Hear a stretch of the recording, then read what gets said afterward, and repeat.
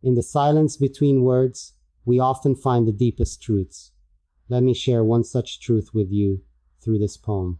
Like this video and subscribe my YouTube channel. The day had come, a moment long imagined, where the two worlds I cherish most would finally meet. My father, the man who shaped my life with wisdom and quiet strength, and the woman who holds my heart with a love so deep, so true. There was a weight in the air, an unspoken anticipation, for I knew that this meeting was more than just an introduction. It was a bridge between my past and my future, between the man who raised me and the woman who now walks beside me. As I stood between them, my heart raced, not out of fear, but out of the sheer importance of this moment. My father's eyes, steady as they had always been, studied her, not with judgment, but with curiosity, with a silent understanding of what this meant to me. And she, graceful and radiant, met his gaze with respect, with warmth, with the quiet confidence of a woman who knows her place in my life. This was more than a meeting. This was a merging of two loves, two histories, two pieces of me finally coming together. My father, a man of few words, extended his hand, his grip firm, steady, the way it had always been, a silent testament to the strength he carried, to the lessons he had taught me. And she, with a smile that could soften even the hardest of hearts, placed her hand in his, bridging the space between them with a gesture so simple, yet so profound. I watched as two of the most important people in my life shared that first moment, a connection formed in silence, in understanding, in something deeper than words. My father, ever the observer, took in the details. So she stood beside me, how she held herself with grace, how her eyes, full of kindness, met his without hesitation. And she, unshaken by the weight of this introduction, met him as an equal, as someone who loved me deeply enough to embrace the roots from which I came. In that moment, I saw something shift, an unspoken approval, a recognition of the love that had found me, of the woman who had become my home. The conversation began, slow at first, like the gentle unfolding of a story yet to be told. My father, with his measured words, asked about her life, her dreams, her family, and she, with a voice steady and sure, answered each question with honesty, with a warmth that painted a picture of the woman I had fallen in love with. She spoke of her childhood, of the lessons she had learned, of the values that had shaped her into the person she was today. And he listened, truly listened, the way he always had when something or someone mattered. There was no pretense, no need for approval masked in formality. There was only authenticity, only the quiet exchange of truths between a father who wanted to understand the woman his son had chosen and a woman who wanted to honor the man who had raised the one she loved. I watched, my heart swelling with something indescribable, as the space between them lessened, as understanding wove itself into the fabric of this moment, this meeting of past and future. The laughter came naturally, unexpected yet welcome, breaking through any lingering tension, melting away any unspoken doubts. My father, with his dry humor and wisdom hidden beneath well-placed words, found in her an audience that understood, that appreciated the layers of his humor, the weight behind his stories. And she, ever so effortlessly, met him there, matching wit with warmth, meeting wisdom with grace. I watched as they spoke, as they exchanged glances that held meaning beyond the surface, as they found common ground in the spaces between their differences.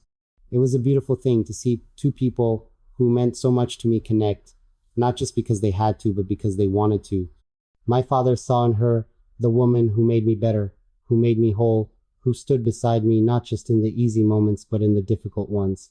And she, in turn, saw in him the foundation upon which I had been built, the man whose love had shaped the one she now called her own. The stories flowed, weaving the past and present into something seamless, something natural. My father shared memories of my childhood, of the stubbornness that had once frustrated him, but now, he admitted with a chuckle, had become one of my greatest strengths. She listened with a knowing smile, recognizing the echoes of the boy he spoke of in the man who now stood beside her. And when she shared her own stories, her own memories, my father listened with the same attentiveness, the same quiet interest he had always shown, when something or someone was worth his time. There was no rush, no need to force understanding. It was simply happening, unfolding as it was meant to. And as I watched them, as I saw the way they looked at each other, not as strangers, but as two people who had come to care for one another, the day had come, a moment I had thought about for so long, where two parts of my world would finally meet.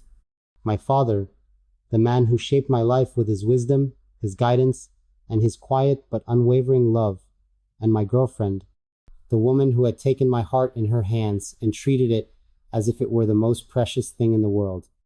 It was a moment filled with both excitement and nerves, because I knew that this was more than just an introduction. It was a meeting of my past and my future, a moment where the love I was born into would meet the love I had chosen. I had told her stories about him, about his unwavering strength, his deep-rooted values, and the way he had always been my foundation. And I had told him about her kindness, her intelligence, the way she made me feel like the best version of myself. Now, as they stood face to face, their eyes meeting for the first time, I knew that this was a moment I would never forget. My father, a man of few words but deep thoughts, extended his hand. It was the same strong, steady hand that had once held mine when I was a child, teaching me how to walk, how to stand, how to be a man. And she, with a gentle smile and the quiet confidence that had always drawn me to her, took it without hesitation.